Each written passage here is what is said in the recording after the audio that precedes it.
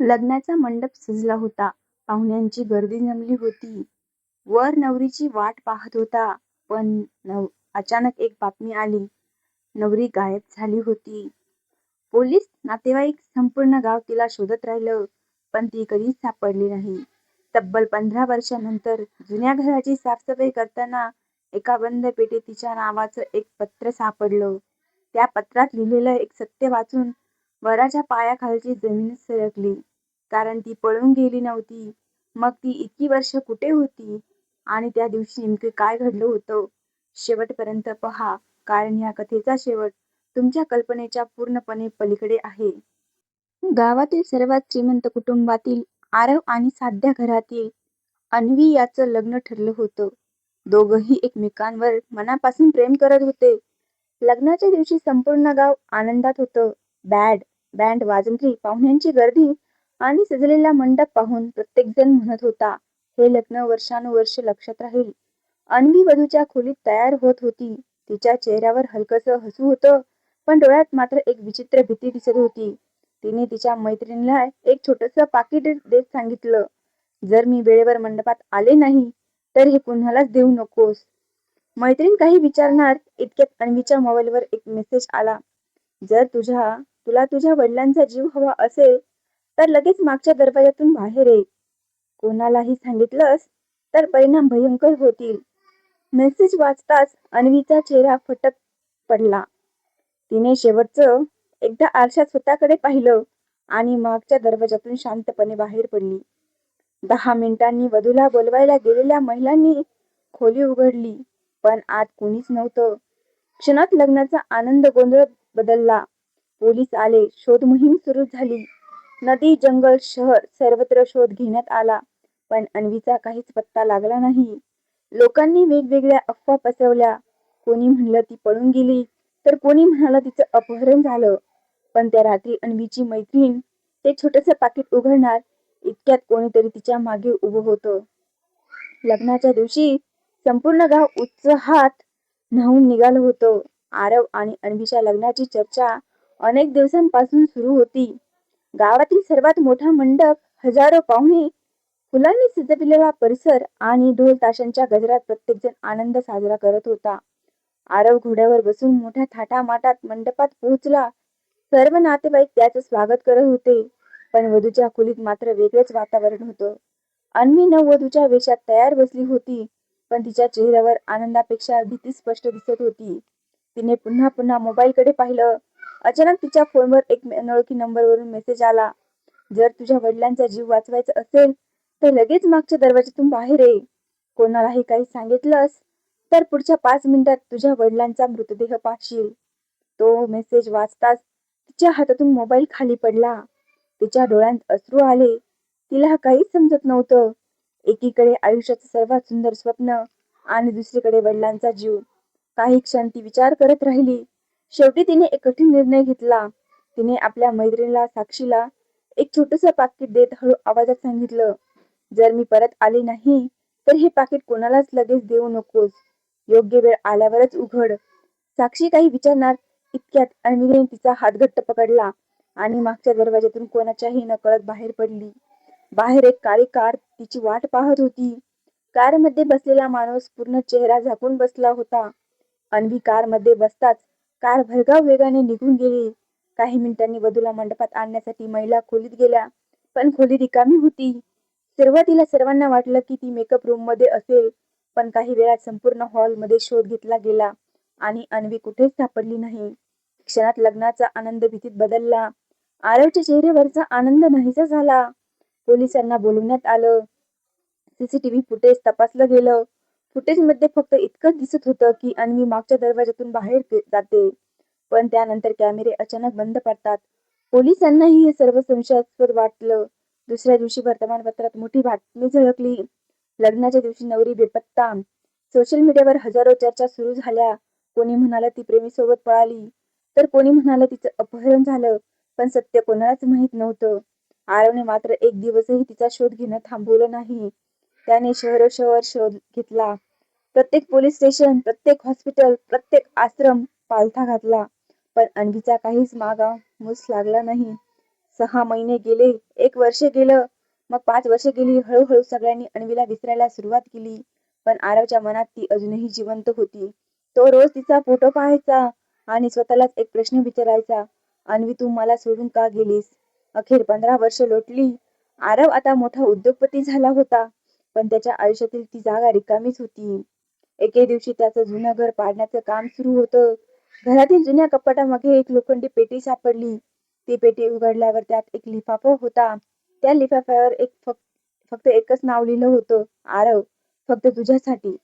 आरवचे हात थरथरत कापू लागले, कारण ते हस्ताक्षर त्याने हजारो वेळा पाहिलं होतं. ते अन्वीचंच होतं. त्याने थरथरत्या हातांनी पत्र उघडलं आणि पहिलीच ओळ वाचत त्याच्या डोळ्यात अश्रू वाहू लागले. आरवने थरथरत्या हाताने ते पत्र उघडलं.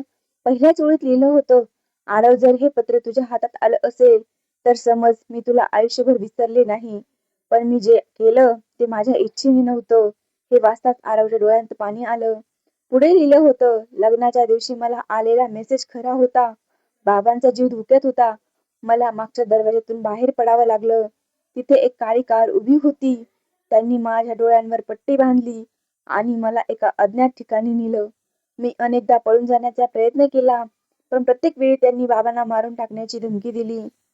पत्र इथेच संपलं नव्हतं. आरवने पुढची पानं उघडली. त्यात एका ठिकाणचा अपूर्ण पत्ता, काही तारखा आणि एक नाव लिहिलं होतं, विक्रम राणे. हे नाव पाहताच आरव हादरला. विक्रम राणे हा त्याच्या वडिलांचा जुना व्यावसायिक भागीदार होता, जो 15 वर्षांपूर्वी अचानक गायब झाला होता. पोलिसांनी त्याचा शोध घेतला होता, पण काहीच सापडलं नव्हतं. आरव लगेच त्या जुन्या पत्त्यावर गेला. तिथे आता एक मोकळीच आलेलं फार्म हाऊस उभं होतं. आजूबाजूला शांतता होती. घरात धूळ, तुटलेलं फर्निचर आणि कोळ्याची जाळी होती. पण एका खोलीत त्याला भिंतीवर नखांनी ओरबडून लिहिलेलं दिसलं, आरव, मी इथे होते.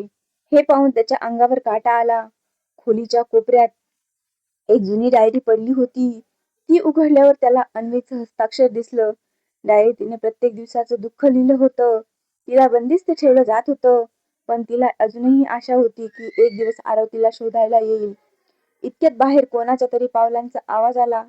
आरवने डायरी हातात घेतली आणि हळूच खिडकीतून बाहेर पडला. काळ्या कपड्यातला एक माणूस फार्म हाऊसकडे चालत येत होता. त्याच्या हातात बंदूक होती आणि त्याच्या चेहऱ्यावर एक विचित्र हसू होतं. आरवने डायरी छातीशी घट्ट धरली. बाहेरून येणाऱ्या पावलांचा आवाज आता अगदी जवळ आला होता. प्रत्येक पाऊल त्याच्या हृदयाचे ठोके वाढवत होता. त्याने हळूच डायरी बंद केली आणि खोलीच्या कोपऱ्यातील मोकळीच आलेल्या कपाटामागे लपला. काही क्षणातच दरवाजा जोरात उघडला. काळ्या कपड्यातला तो माणूस आत आला.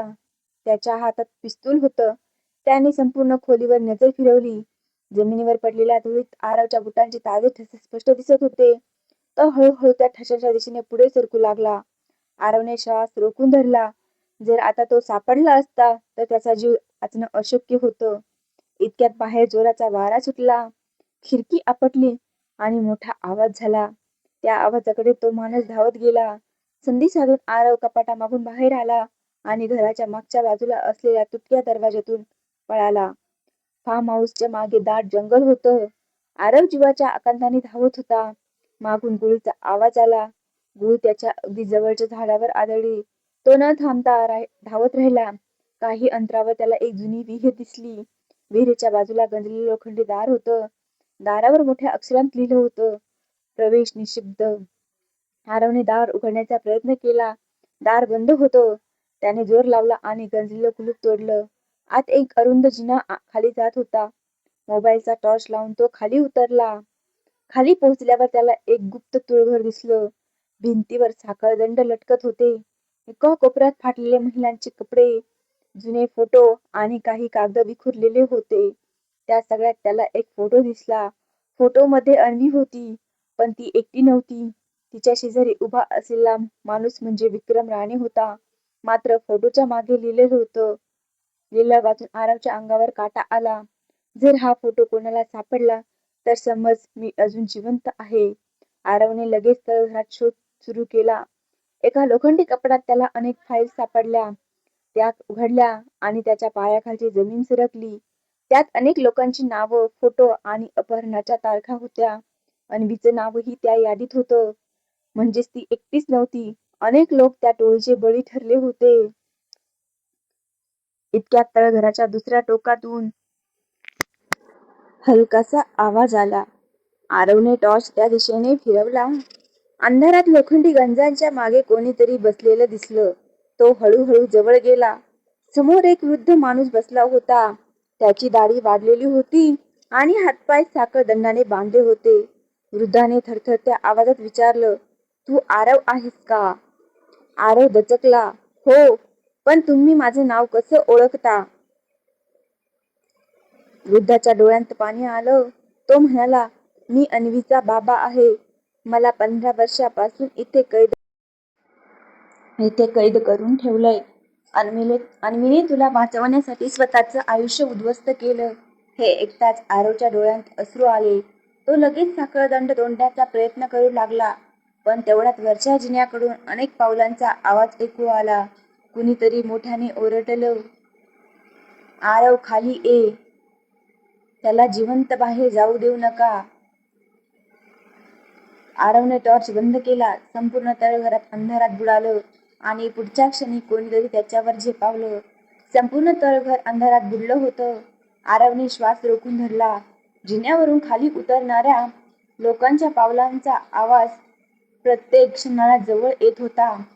अन्वीचे वडील कुजबुजले, "आरव, ते तुला जिवंत सोडणार नाहीत, पण माझ्याकडे एक गुपित आहे." त्याने थरथरत्या हाताने भिंतीकडे इशारा केला. त्या भिंतीवर एक जुना लोखंडी हुक होता. आरवने तो ओढताच संपूर्ण भिंत हळूहळू सरकली आणि आत एक अरुंद गुप्त बोगदा दिसला. दोघेही त्या बोगद्यात शिरले. मागून गोळ्यांचे आवाज येत होते. काही गोळ्या भिंतीवर आदळल्या, पण ते कसेबसा पुढे पळत राहिले. जवळपास 10 मिनिटे चालल्यानंतर ते एका बंद पडलेल्या कारखान्यात बाहेर आले. अन्वीचे वडील पूर्णपणे थकले होते. त्यांनी बसताच डोळ्यात पाणी आणून सांगायला सुरुवात केली, "विक्रम राणे फक्त एक गुन्हेगार नव्हता, तो तुझ्या वडिलांचा सर्वात जवळचा मित्र होता. दोघांनी मिळून मोठा व्यवसाय सुरू केला. पण पैशांच्या लालसेने विक्रम बदलला. त्याने बेकायदेशीर व्यवहार सुरू केले. तुझे वडील त्याला विरोध करत होते, म्हणून त्याने बदला घेण्याचं ठरवलं. तुझ्या आणि अन्वीच्या लग्नाच्या दिवशी त्याने आम्हा दोघांचं अपहरण केलं. अन्वीला एकच अट घातली, आरवचं आयुष्य वाचवायचं असेल तर कायमची गायब हो. तिने स्वतःचं प्रेम, आयुष्य आणि भविष्य सगळं तुझ्यासाठी त्यागलं." हे ऐकून आरवच्या डोळ्यात अश्रू आले. त्याला अन्वीचा प्रत्येक क्षण आठवू लागला. इतक्यात कारखान्याच्या बाहेर अनेक गाड्यांचे आवाज आले. विक्रम राणे आणि त्यांचे माणसं त्यांच्यापर्यंत पोहोचले होते. विक्रम कारमधून उतरला. 15 वर्षांनीही त्याच्या चेहऱ्यावर तसाच निर्दयीपणा होता. तो मोठ्याने हसत म्हणाला, "आरव, शेवटी तू इथपर्यंत पोहोचलास. पण तुला अजूनही वाटतं अन्वी जिवंत आहे?" आरवने रागाने त्याच्यावर झेपावला. दोघांमध्ये जोरदार झटापट सुरू झाली. विक्रमच्या माणसांनी आरवला पकडलं. त्याच वेळी अन्वीचे वडील पळत जाऊन पोलिसांना लोकेशन पाठवण्याचा प्रयत्न करू लागले. पण विक्रमने त्यांच्यावर बंदूक रोखली. गोळी झाडली गेली. अन्वीचे वडील आरव समोर कोसळले. त्यांच्या हातातून एक छोटंसं पेन ड्राईव्ह खाली पडलं. मरण्यापूर्वी त्यांनी फक्त एवढंच म्हटलं, "अन्वी अजून जिवंत आहे." हे ऐकताच विक्रमच्या चेहऱ्यावरचं हसू एका क्षणात गायब झालं. आणि त्याच वेळी दूरवरून पोलिसांच्या सायरनचा आवाज ऐकू आला. कारखान्यात पोलिसांच्या सायरनचा आवाज अधिकाधिक जवळ येत होता. विक्रम राणेच्या चेहऱ्यावर पहिल्यांदाच भीती स्पष्ट दिसत होती. त्याने आपल्या माणसांना ओरडून सांगितलं, आरवला संपवा आणि सगळे पुरावे जाळून टाका." पण त्याच क्षणी पोलिसांनी कारखान्याला चारही बाजूंनी घेरलं. गोळीबार सुरू झाला. गोंधळाचा फायदा घेत आरवने जमिनीवर पडलेले लोखंडी रॉड उचललं आणि विक्रमच्या हातातील बंदूक दूर फेकून दिली. दोघांमध्ये जोरदार झटापट सुरू झाली. विक्रम पळून जाण्याचा प्रयत्न करू लागला, पण पोलिसांनी त्याच्या साथीदारांना एका मागोमाग एक पकडायला सुरुवात केली. दुसरीकडे अन्वीचे वडील शेवटचा श्वास घेत होते. त्याने हातातील पेन ड्राईव्ह आरवच्या हातात दिला आणि हळू आवाजात म्हणाले, यात सगळं सत्य आहे. अन्वीला शोध. एवढं बोलून त्याने कायमचे डोळे मिटले. आरवच्या डोळ्यात अश्रू आले, पण त्याच्याकडे दुःख करण्यासाठीही वेळ नव्हता. पोलिसांनी विक्रमला अटक केली. कारखान्यात शेकडो फाईल्स, बनावट कागदपत्र, अपहरणाची नोंद, लाखो रुपयांची रोकडं आणि अनेक पुरावे जप्त करण्यात आले. आरवने थरथरत्या हातांनी पेन ड्राईव्ह उघडला. त्यात एक व्हिडिओ होता. स्क्रीनवर अन्वी दिसत होती. तिचा चेहरा कृश झाला होता, पण डोळ्यात अजूनही आशा होती. ती म्हणत होती, आरव, जर तू हा व्हिडिओ पाहत असशील तर याचा अर्थ तू सत्यापर्यंत पोहोचला आहेस. मी तुझ्यावर कधीच विश्वास सोडला नाही. विक्रमने मला एक गुप्त ठिकाणी कैद करून ठेवलं आहे. मी जिवंत आहे, पण किती दिवस असेल हे मला माहीत नाही. जर शक्य असेल तर मला शोध, पण स्वतःचा जीव धोक्यात घालू नकोस. व्हिडिओ अचानक बंद झाला. मात्र शेवटच्या काही सेकंदात खिडकीतून दिसणारा एक डोंगर, एक जुना दीपगृह आणि त्याच्या बाजूला असलेलं मोकळीक झालेलं चर्च पोलिसांच्या लक्षात आलं. त्या दृश्याच्या आधारावर शोध मोहीम सुरू झाली. 2 दिवसांनी समुद्र किनाऱ्याजवळच्या एका निर्जन बेटावर ते ठिकाण सापडलं. पोलिसांनी संपूर्ण परिसराला वेढा घातला. आतमध्ये अनेक खोल्या होत्या. प्रत्येक खोलीत वर्षानुवर्ष कैद करून ठेवलेले लोक होते. त्यांच्या एका कोपऱ्यात बसलेली अत्यंत अशक्त झालेली एक स्त्री हळूहळू उठली. पोलिसांनी तिचं नाव विचारलं. तिच्या ओठांवरून एकच शब्द बाहेर पडला, अन्वी. आरव धावत तिच्यापर्यंत पोहोचला. 15 वर्षांनंतर दोघे एकमेकांसमोर उभे होते. काही क्षण दोघेही काही बोलू शकले नाही. त्यांच्या डोळ्यात वाहणारे अश्रूच सर्व काही सांगत होते. अन्वीने थरथरत्या आवाजात विचारलं, तू खरंच आलास? आरवने तिच्या हातात हात घेतले आणि म्हणाला, मी तुला शोधणं कधीच थांबवलं नव्हतं. त्या क्षणी संपूर्ण परिसरातील पोलीस आणि अधिकारीही भावुक झाले. विक्रम राणेला न्यायालयाने जन्मठेपेची शिक्षा सुनावली.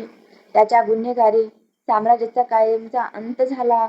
अनेक वर्षांपासून बेपत्ता असलेल्या अनेक लोकांना त्यांच्या कुटुंबियांशी पुन्हा भेटता आलं.